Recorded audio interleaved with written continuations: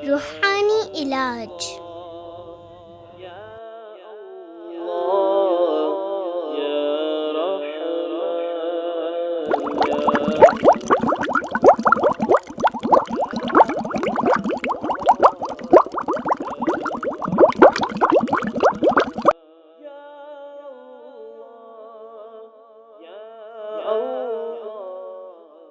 صاحب اولاد ہو جائیں گے،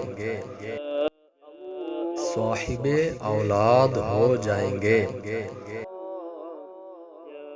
بسم اللہ الرحمن الرحیم۔ ہر نماز کے بعد 300 بار پڑھنے کا معمول بنا لیجئے، صاحب اولاد ہو جائیں گے انشاءاللہ عز و جل۔ میاں اور بیوی دونوں پڑھ سکتے ہیں۔